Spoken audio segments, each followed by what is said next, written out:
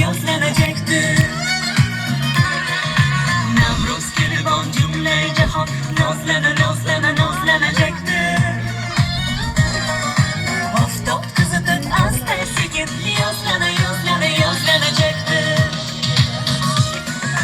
Yaşna tabiat daştu adır içida.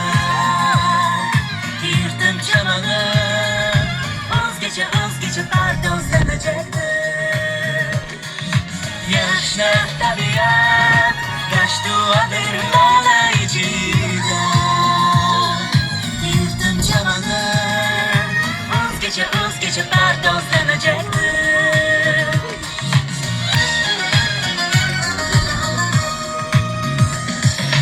Kaynar sular